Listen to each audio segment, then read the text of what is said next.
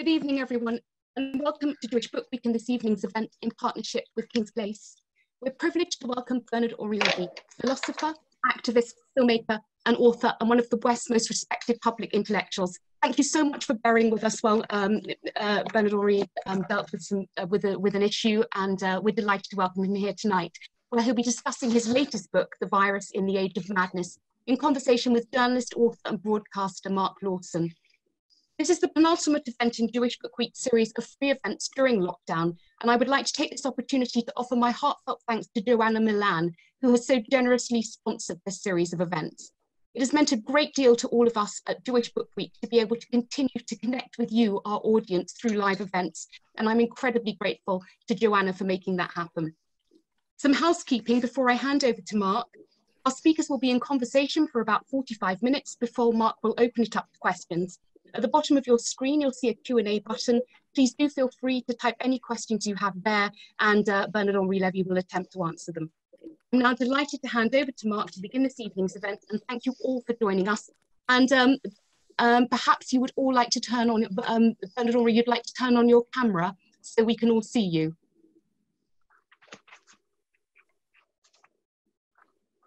Hello? Hello, hello, could you turn on your camera?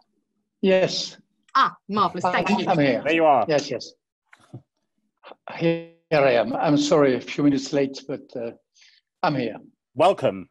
Bonsoir Thank from you. London. Merci. Welcome to this. I'm just seeing on the side that some people are having a problem with echoes. I think it may help if you listen on cans or headphones. That sometimes makes a difference. So that's what I recommend to you. Good evening, everyone. As Claudia Rubenstein just said, during the cultural lockdown caused by measures introduced to control the spread of coronavirus, Jewish Book Week has been bringing you some special online events. And this evening's, as she said, is a book that deals directly with the current pandemic, giving a provocative account of what the author believes to be the political, social, psychological, and moral consequences of the response by Western governments over the last 5 months. Bernard-Henri Lévy, whose previous books include The Testament of God and The Genius of Judaism, has written The Virus in the Age of Madness, exploring in 5 chapters what he describes as his anger at what he calls the wind of madness blowing over the world. Good evening, welcome, Bernard-Henri. Thank you very much for joining us. A tremendous book, if I may say. Thank you. Very, very thought-provoking and provocative.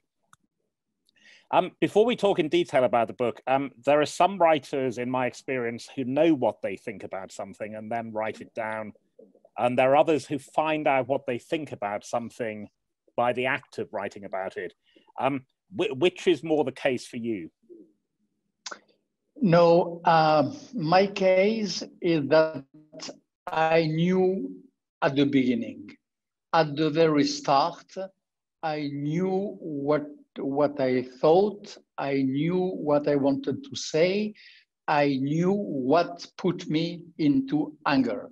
And in a way, all the intuitions who govern this book were here at the minute when I started to write, everything.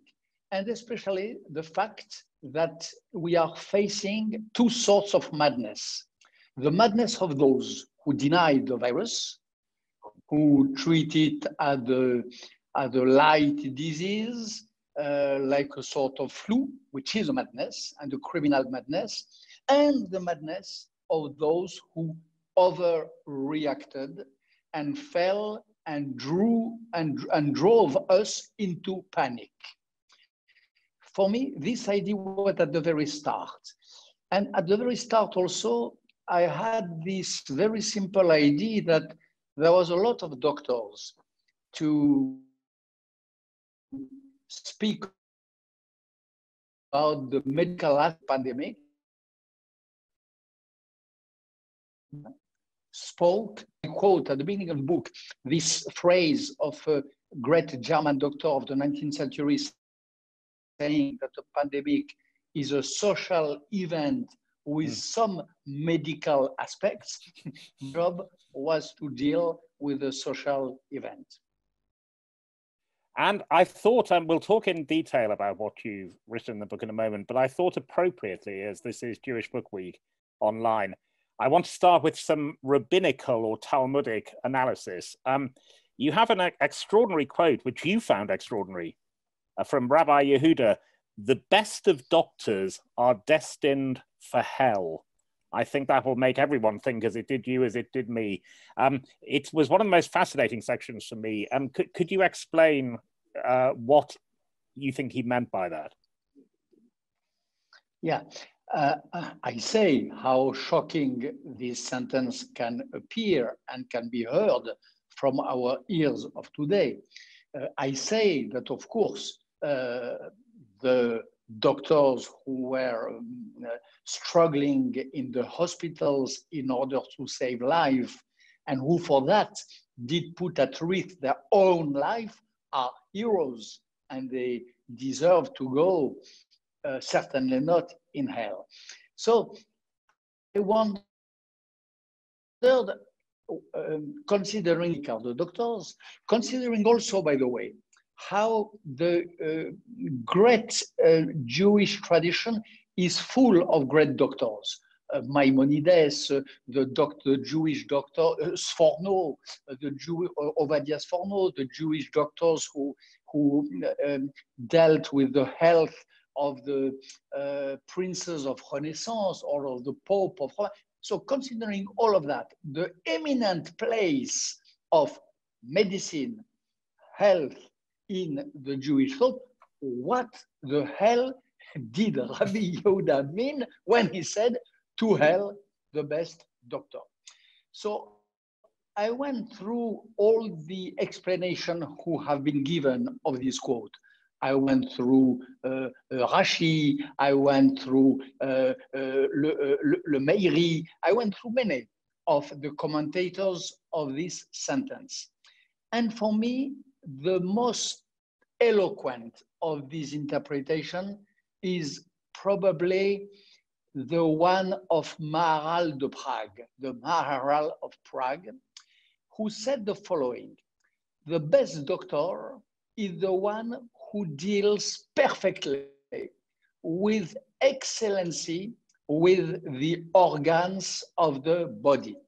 He does so excellently, so perfectly, that he forgets the rest. He focuses so thoroughly on the organs that he tends to forget that a body is nothing without the ray of light which comes from outside, which comes from the very high, and which makes, which you can call soul, which you can call the spirit, which you can call the infinite, whatever, but which mixes with the body in order to make a human being." And for Maharal de Prague, the best doctor is always at risk of building a sort of hygienic conception of the human being, reduced to the package of material, reduced to the cells which compose us, and forgetting the essential. Thank you. And you've written a lot in previous books. You mentioned him several times in this book, Jean-Paul Sartre, who said hell is other people. But as you say, what the rabbi seemed to be suggesting is that hell is the body. Hell is the body, yes, for sure. And hell is also the self.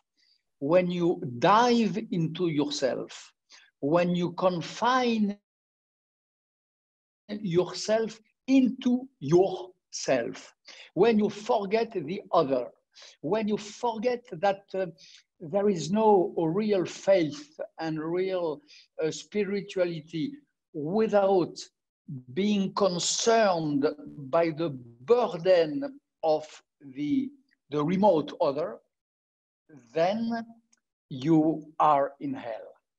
The confinement in yourself the idea that the real ethics consists in digging yourself on and on, the idea that the self is a sort of absolute form of infiniteness. This is a sort of idolatry. This is a sort of blasphemy, of sacrilege, and probably of another way to go to hell or to be in hell. And I say that because during this time of confinement, God does that we don't go back to it, I read so many good spirits saying, thanks God, I recover myself. Thanks God, I reconnect with my sacred self. Thanks God, God, I am permitted at last to focus on my real valuable values, which are me, myself, and I. This is completely un-Jewish. If you read, for example, Emmanuel Levinas, who is familiar to a lot of your audience, Emmanuel Levinas, Franz Rosenzweig, insists so much on the idea that Her Majesty is never me, is always you. That the real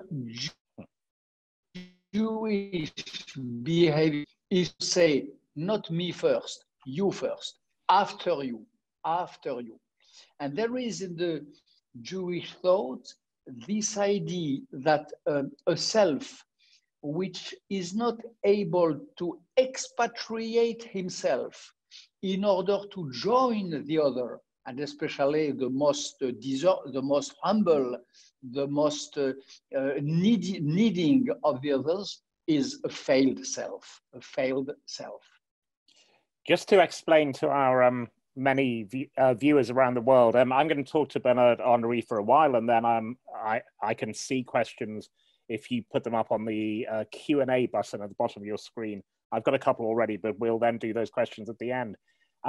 It's fascinating what you say about the self, because you have a section of the book which I think a lot of people will, it will chime with them in our country. We have certain people in this country, columnists and so on, bloggers, who suggest that the virus has had an upside, that in confinement, in lockdown, they have found themselves. They've been able to hear birdsong, look at sunsets, bake bread, read books, as if somehow the virus had an upside. Now you're very stern about those people. There is no upside to a virus. This is so obscene, and it is such an insult. First of all, for those who are not able during lockdown, who are not able to bake bread, who are really starving. We have to know the confinement was certainly necessary, but we have to know the price, not for us, for the Brits or for the French, we are prosperous, but there are parts of the world where we have to be aware that the confinement, the lockdown, means pure and simple starvation. It is an insult to say that there is an upside to those who are really suffering, suffocating, and dying of the virus. I remember, and I know finally escaped from the illness, but I can only imagine what a lady or a gentleman suffocating in his hospital bed would think or did think about these people, and happy, feeling blessed by the blue sky, by the city without inhabitants, by the birds at the window, and by the city, at the end of the day, deprived of, empty of this other virus, which is man, which is mankind. Because behind this way, this narrative, this rhetoric, the idea that the city has never been so beautiful than since it is empty. What is the idea behind? It is that the the humanity is an excess. L'humanité est en trop. Humanity is a sort of virus which makes the cities infamous or ill, and that a city without mankind recovers her health. All these narratives are absurd, a little stupid, and again, when you face the real suffering which was at stake, sort of indecent. There is an argument that has been put in Britain about our Prime Minister, Alexander Boris de Pfeffel Johnson, who prefers to be known as Boris. He said it was inconsistent for people to say that he underreacted at the beginning, but overreacted later on. But in fact, that is the argument that your book puts, as you say, that the initial lockdown was necessary and correct, but in the later and current stages, we've given up too much, and we'll explore that in some detail, but we've given up life and we've given up liberty. Yes, I don't want to be too severe with your Prime Minister, because at the end of the day, all the chief of state, all the politicians were acting in the shadow, were acting in the darkness. They did not know what to do. So we have to be indulgent. But it is true that in UK, unfortunately, you did the two mistakes.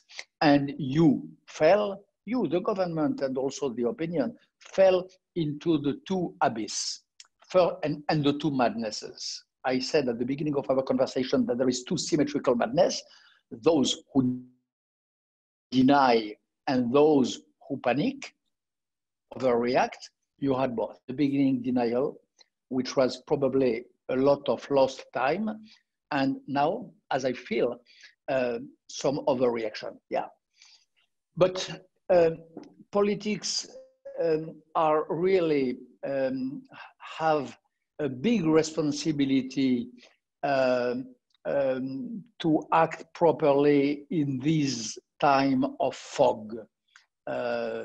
They have to move in obscurity. It is not so easy. So it's easy to criticize, probably not so easy to do. And you say you don't want to be too severe about Boris Johnson, our Prime Minister. A politician you are very severe about, as many people are, is the American President, Donald J. Trump, who essentially you suggest is insane and probably criminal. Insane, yeah. This seems to me obvious, at least lunatic, and probably sort of insane. Criminal, I don't think I pronounce the word, but what I do think... Well, what you suggest is that some of his decisions are in effect criminal because they have led to unnecessary deaths. Yeah, and what I suggest and say that the President of America does not give a shit and does not care at all about the deaths. You have a real arbitrage to do. You have a real reflection to push in order to know how many deaths the absence of confinement will cost, how many other deaths and death the confinement will create. This is a very complicated, complex, subtle reflection to do. And you have to put the cursor at the middle of both. I don't think it is the concern of President Donald Trump. No, his concern is his re-election, for sure.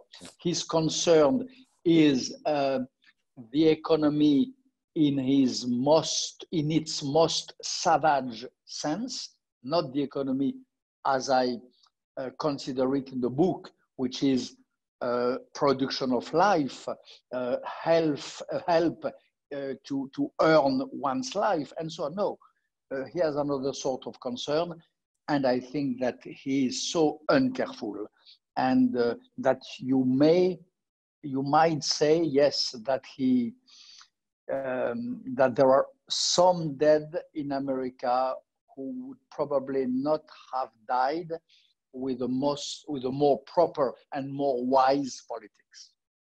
And I mentioned one of your central arguments is that in the later stages, particularly, we have surrendered too much. under the headings life and liberty. Let's start with life. These are very powerful sentences in your book. The life that we're being urged to save by staying home and resisting the temptation of reopening, that life is a bare one. And then on the next page, a profound break has been made with what all the wisdom of the world, notably but by no means exclusively Jewish, has striven to say, that a life is not a life if it is merely life. So when politicians, as ours do here, say, we just have to do anything we can to save a life, you're a philosopher. The simple matter of waking up in another morning is not life. No, no. The Greeks had two words in order to say life. They had zoe and bios. You had the pure life, which is the animal or the vegetal life. We are living, but like a plant, or maybe like a stone, or like an animal, and the life enriched with intelligence, reflection, a spirit, which they called Sein, the good life. There was the life and the good life.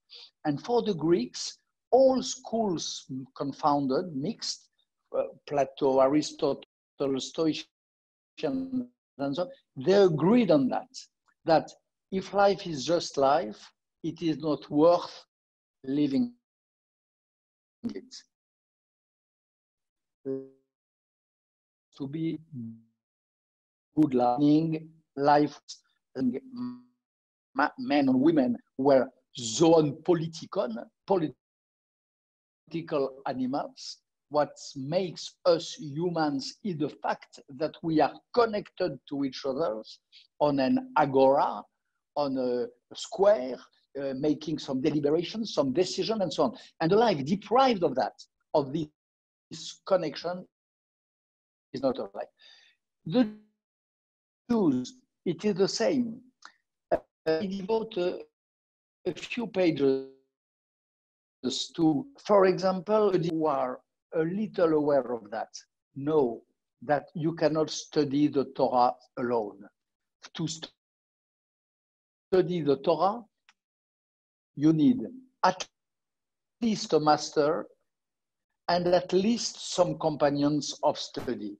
You need invent your reading, you need a master, and you need companions, because the study of the Torah is a real corps à corps, is a real body-to-body struggle with the hello? Hello, we got you back, yeah. Yeah. Struggle with the text and struggle with each other. So for the Jews, again, there is this idea that a life confined to oneself is not a life. The other question is liberty.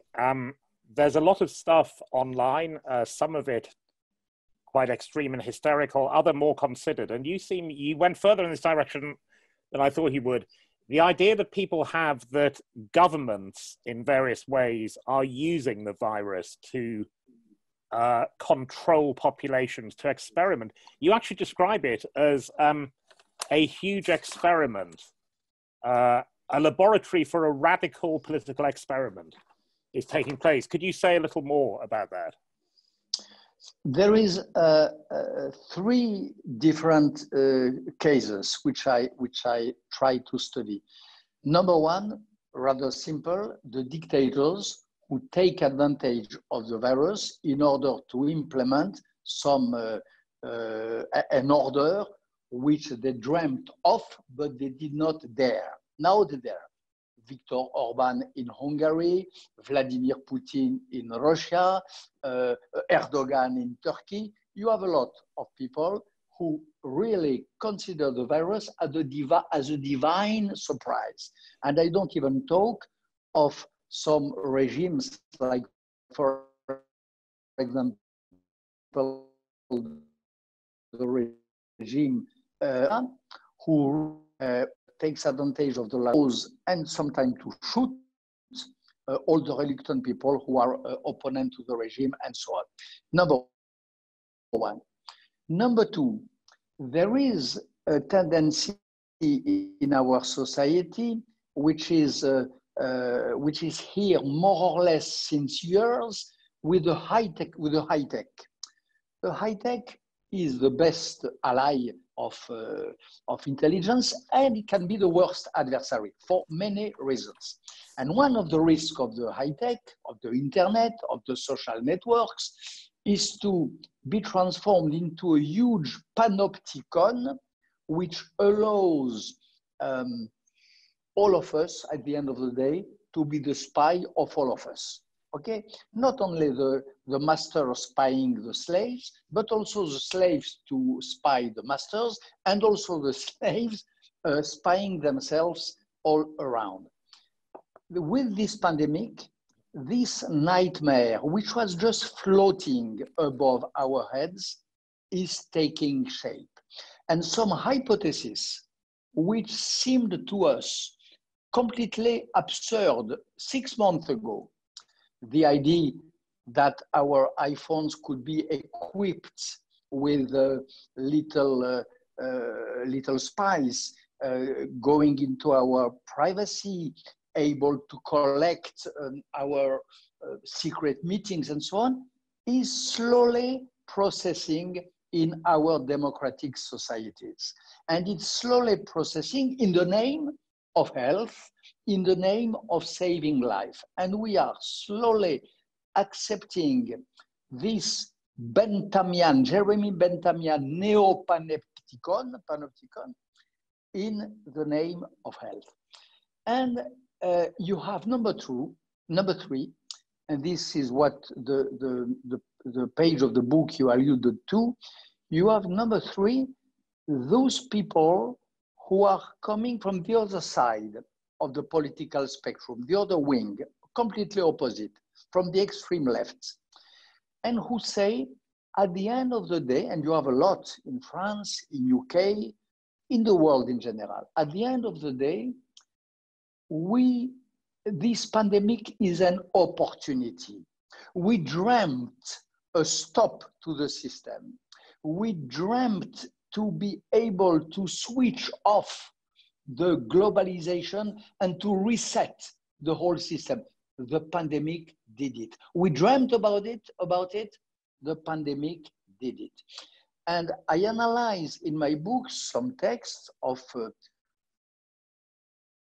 good thinkers and spiritual at all, saying that the pandemic is really a political opportunity, that it is the chance, the opportunity to transform the world into a laboratory in which a great experiment can be done. What if we reverse the process? What if we cut the ties of globalization? What if we decide to stop importing some goods from here and there and producing all at short distance, and so on and so on. So you have a political radicality, an extreme left radicalism, which thinks like Viktor Orban, symmetrically, not like, with the symmetric of Viktor Orban or of the Vladimir Putin, by saying them also that the virus can be a chance and that this chance should not be missed. We must, they say, we must not miss the opportunity to use the virus.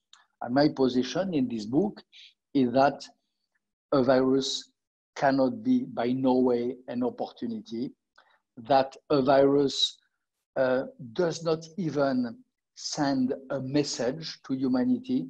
And to be honest, I am a little fed up of all these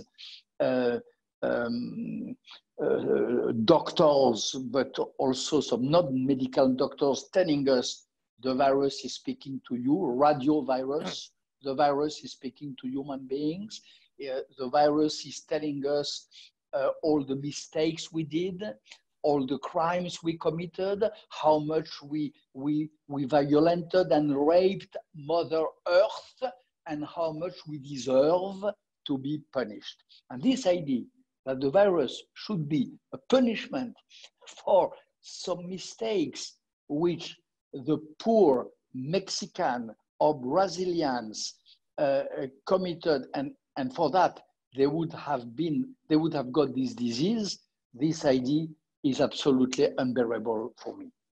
Absolutely, and you put this very powerfully in the book, that rightly, people on the right wing, people in American churches who said that AIDS was a judgment on people and were rightly attacked for that.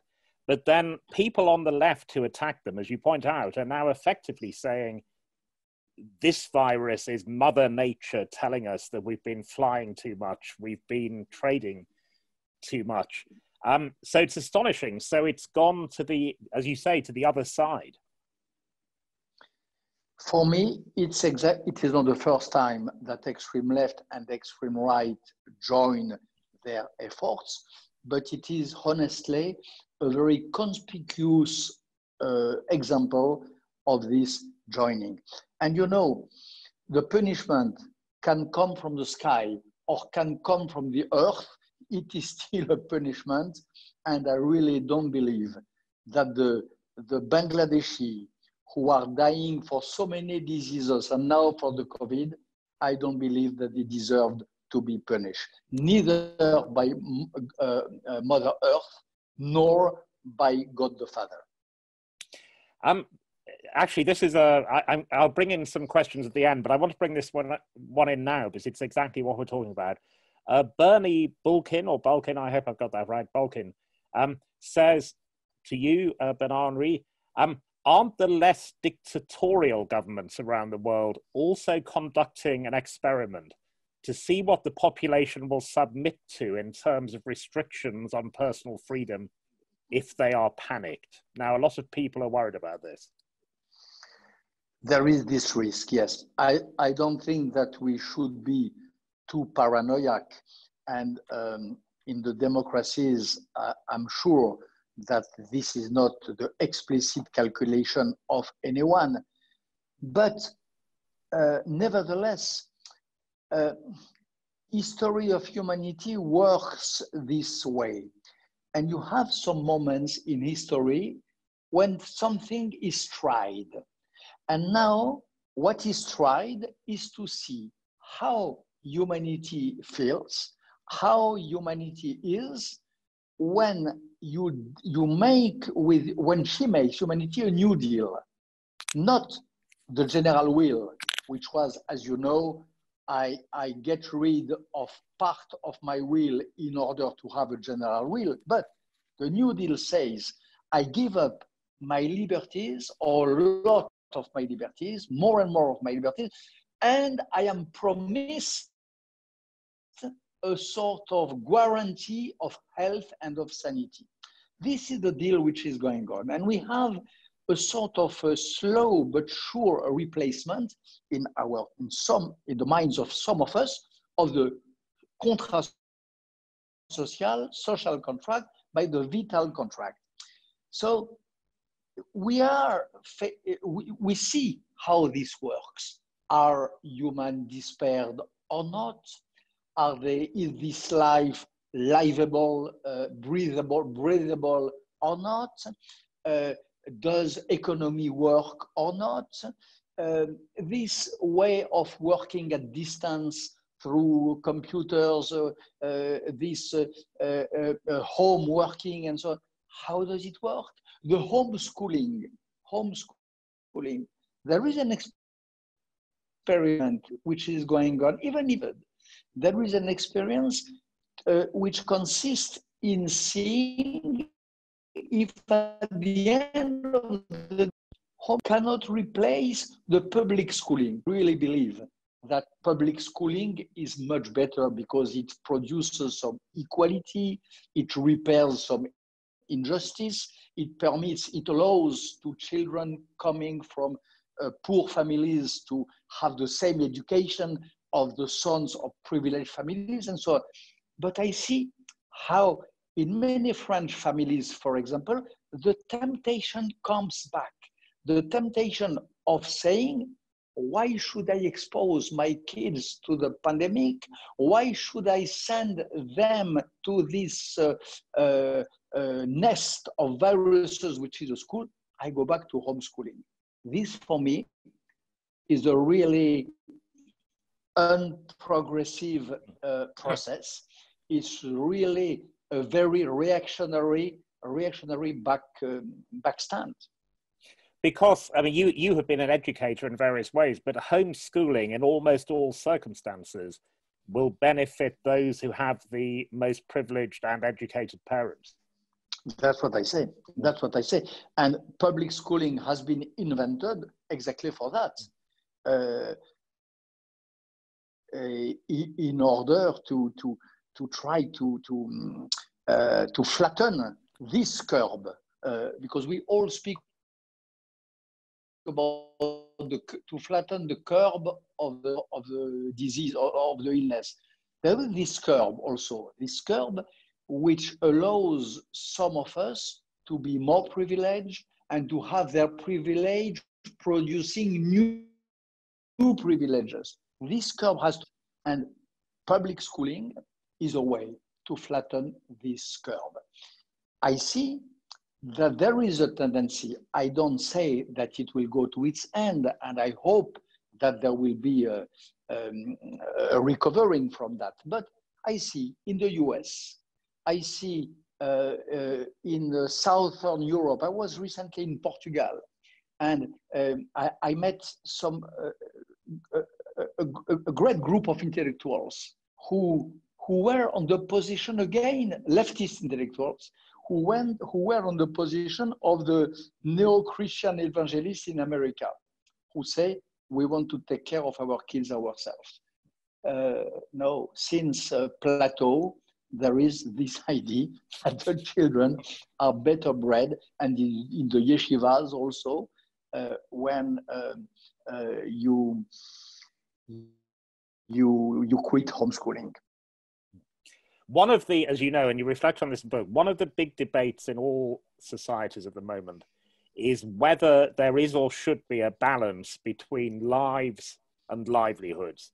Now, the health secretary in England, Matt Hancock, he keeps saying it's not as simple as that. It's not binary. There isn't a balance. Other economists argue that there is. Now, in the book, you say, to the extent possible, we had to calculate the number of lives saved by shutting down the world and compare it with the number lost by shutdown. Exactly, and I think that we went really too quickly. Not only those who govern us, but us also. We went too quickly when we opposed in a binary way life and economy. When we say it's either life or economy, what does it mean? That economy is death?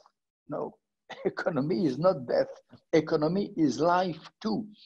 And there are two ways to expose lives. There is two ways to save lives. And I count on the politicians, the proper and decent state women and men to make this arbitrage. And this is one of the reasons, by the way, why I think that we made another terrible mistake by giving so much power to the doctors. Of course, we have to listen to the doctors. Of course, there are those who know how to fight the virus. But in order to know how to lead a society, how to organize a society in the time of virus, others than doctors are needed. For example, some teachers are needed in order to reflect on what we just said. We need some psychiatrists, in order to tell us what are the risks of confinement in mental health. We need some NGO in France, at least. I don't know in UK. In France, we did need some NGO dealing with violence against women by their husbands in a confined space. How did it increase? And so on. So there is a lot. We need unions, representatives of syndicates, of unions, who have also their word to say. Maybe also entrepreneurs, little shopkeepers, or not little, who would have also an idea to produce and to offer and to discuss with the idea of the doctors. So one of the mistakes we did from the very beginning is to give all the power to doctors, is to do as if they were God themselves, is to do as if the part of knowledge that they have is all that we need. It is not the case. But also economically, that it's not their fault, but it's the way they're paid. Doctors and politicians were going to go on being paid every week in the same way during this. If they had to worry about paying bills and so on, they might have thought about it differently, because that is the experience of so many people. It is the experience of so many people. I had today on the phone a friend in Mexico telling me that all his neighborhood had to go out today just because they were dying from hunger, because when you are unemployed in Mexico, you don't get any pay, any money, because you don't have proper health care, because all the workers, a lot of workers in Mexico City, in the suburb of Mexico City, were telling me about, are precarious workers. So for them, there is no choice. They have to go out, they have to try to get something to eat. So yes, this point of view has to be taken into consideration also. But look at us. During this time of pandemics, how could we have considered what is happening in Mexico? How could we have considered what is happening in Syria? How could we have considered what is happening in Bangladesh? All our news was devoted 110% to the virus. Our news were 10 times longer than usual, but we were speaking 10 times in a loop of the same question of a pandemic. So, of course, we were blind to the rest of the world. Of course, we were completely deaf to the suffering of the rest of the planet. Yes, this is also a side effect of the virus. Well, this is, I was going to come to that before I go to the questions. That's one of the big arguments in your book. I'm a journalist, as you are, and a few weeks ago, someone said to me, all that stuff he used to write about, has it just stopped happening? Is it still there? And that's a good question, isn't it? As you say, the migrants had disappeared, global warming no longer existed, the war in Yemen had not happened. Not social distancing, there's a kind of global distancing in which we've just cut ourselves off from everything else. Number one, you said it, you said global distance, but we said a lot, social distance. Social distance, which is for me, maybe I am a little old school, but social distance is the most disgusting thing ever in politics. All the efforts of women and men of goodwill has been since decades or centuries to reduce social distance, because social distance means despise and so on. Number two, we lived in, this is what I explained in this chapter of the book. We have really been living in a parallel universe during all these months, and I hope it will not come again. We were living in a parallel universe where all the wars, all the ordinary, if I can say, diseases of humanity. All the tortures, all the dictatorship did not exist any longer. I made the simple exercise in this chapter to choose a week, 1 week of April.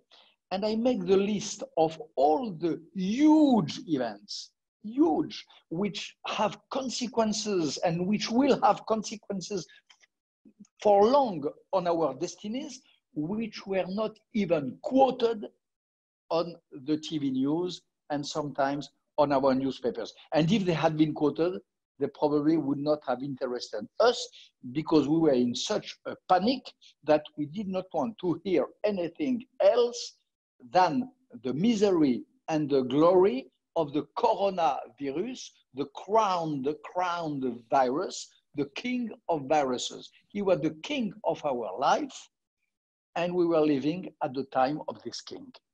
And during this time, the world continue, of course, to process and to produce its lot of sufferings and miseries. We've got some good questions in, so I'll do those in a very short while. But the last thing I was going to say, this event, Jewish Book Week, and this audience, there's a couple of very, very upsetting paragraphs in the book where you point out that it turns out the virus is the fault of the Jews for some people. It's an Israeli biological, I stress this is not true, which is the point you make, but the fact that people say this, it's an Israeli biological weapon or it's a poison. We had in this country a prominent actress who said that the hold used against George Floyd in America to kill him was taught to the American police by Mossad, again, untrue. But this is the stuff that goes on. It's in all these crises of whatever kind, there are people who have an anti-Semitic explanation for it. Anti-Semitism, alas, is far from being dead. It is wearing new garments, new dresses, and everything. In France, in my country, I say it with caution, and I don't want to enter into too much anxiety, but there was this idea, due to the personality of the director of the public health, due to the personality of the former minister of health, there was this idea, yes, like in the novels of Eugène Sue in France, speak cholera as brought by the Wandering Jew in Eugène Sue, The Mysteries of Paris. There was this idea that in the 19th century, the cholera was brought in by the Wandering Jew. There has been in France a tendency toward that.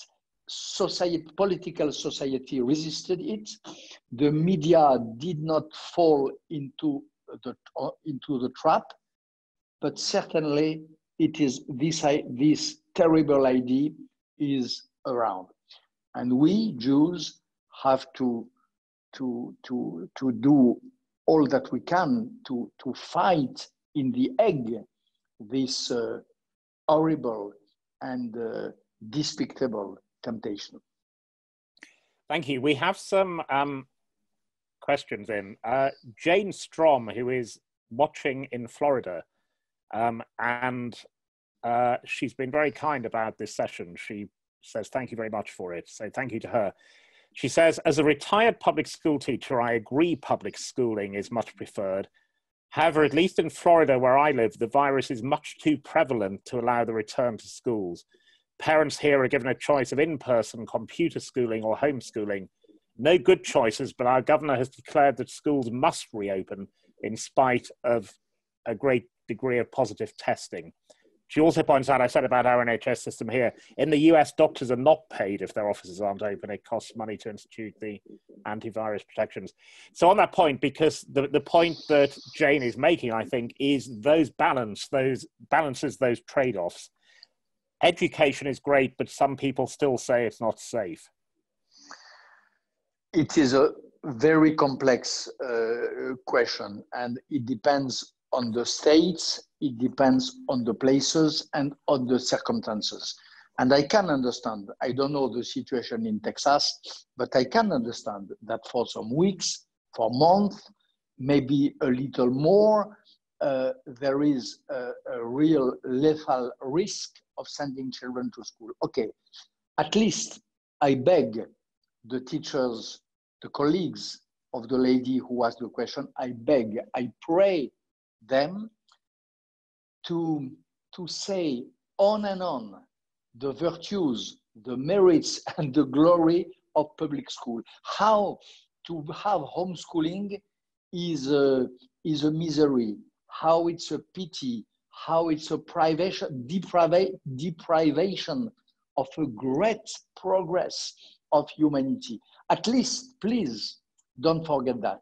Say it on Facebook, on Twitter, on your social networks. If really you are compelled to make some homeschooling, say and repeat how it is heartbreaking for you and how it can be a disaster if it leads too much for the children themselves. And in America, where inequalities, by the way, are so strong, we see how the virus does not hit equally. We know that. We know that the African Americans are more hit than others. We know that the minorities in general, that the poor in general are more hit. Education is the same. If we really enter with a light heart, with good heart, into this comfortable idea that tele-schooling is better for the poor, for the have-nots, for the African Americans, for the minorities, it will be this time really hell. And when it is hell for some, it is one day or another hell for everyone. Well, Zoom allows truly international events. So from Jane in Florida, who we say thank you, Alan Kelly in Wimbledon, Southwest London, says, a question for Bernard-Henri. Do you think that COVID-19 will result in the further decline of Jewish communities in Europe? I'm thinking, for example, of the effect of the closure of JW3, which is a London Jewish cultural centre, which has been closed for 5 months now, and the closure of synagogues. You know, Jewish thought survived so many disasters, so many catastrophes, much, much, much worse than the COVID, honestly. I will not minimize the COVID. I told you what I thought about those who minimize. But we went through so many destructions, so many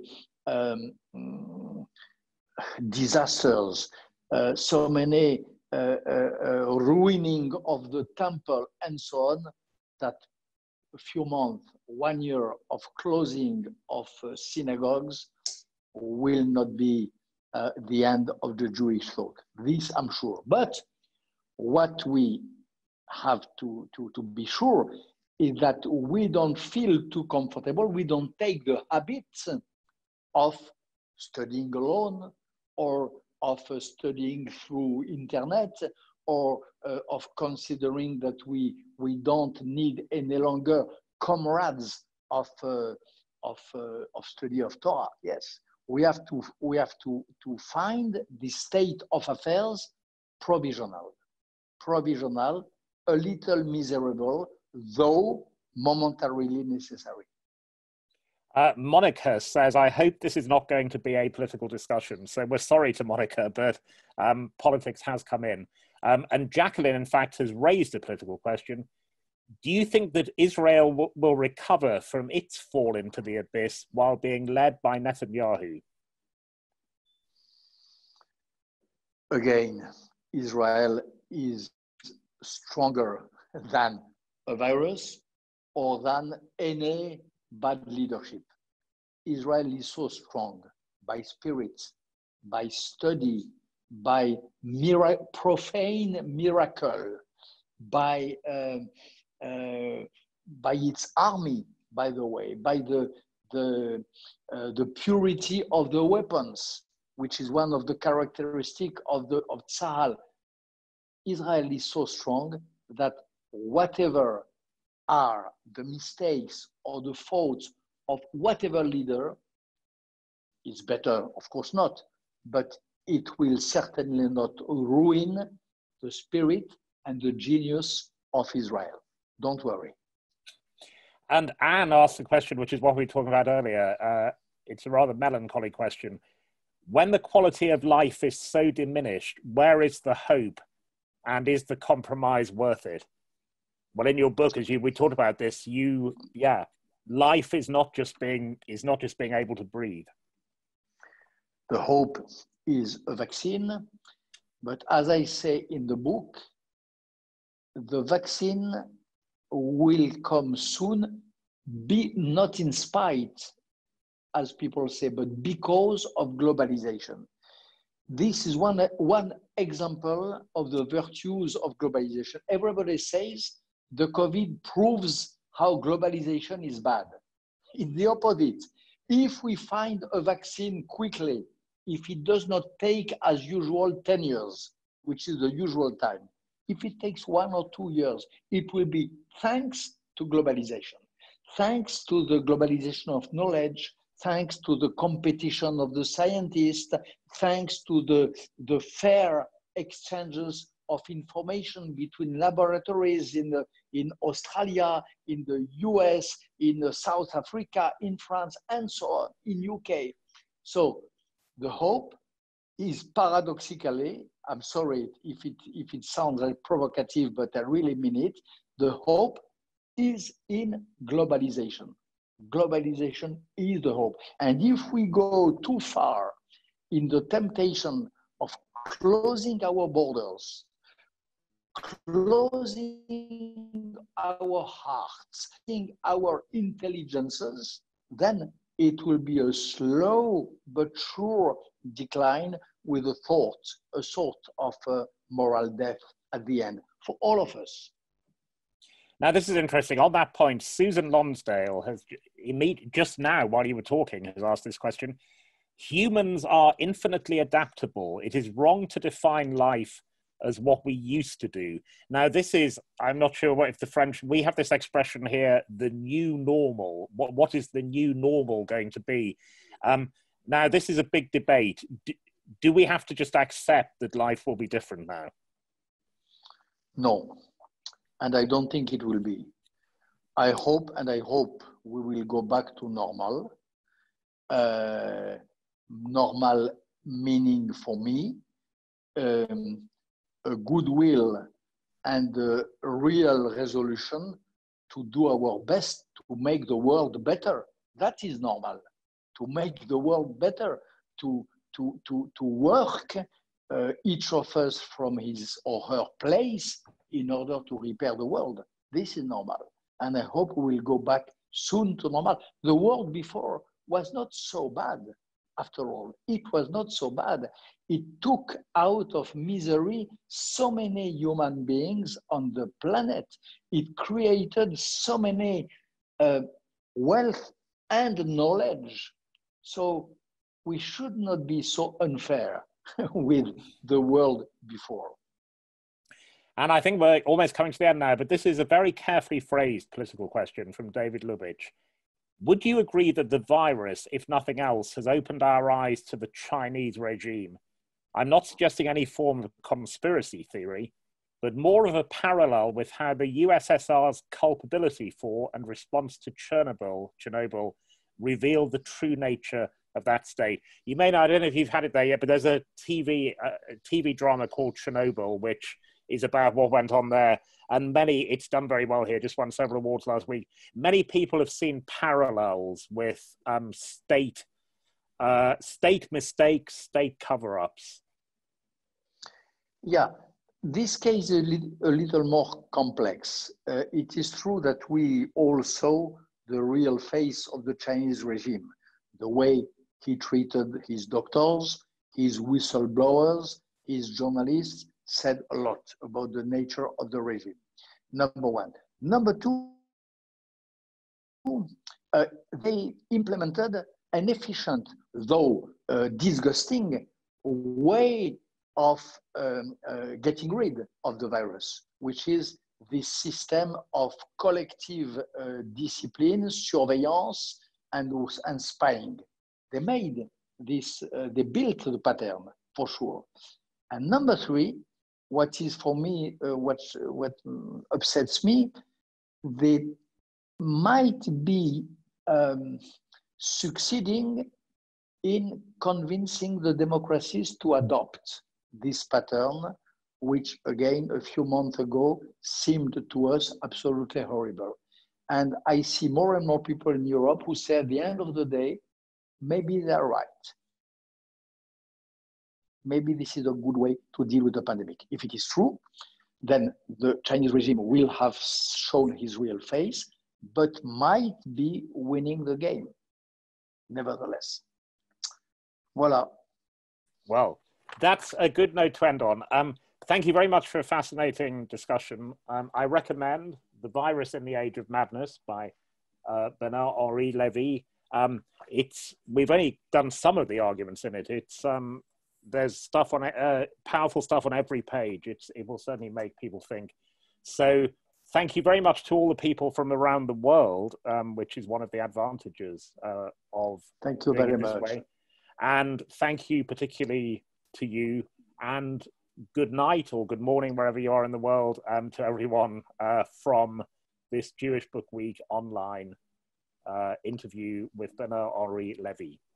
Thank you, and sorry for my pitiful English. I'm so sorry. No, it was my broken English. It's tremendous, great. It's much better than my French, I can tell you. Okay. So, thank you. But okay. alas, we spoke English. Thank you, sir. Okay. Bye-bye. Bye-bye. Goodbye. Thank you, and good night from all of us.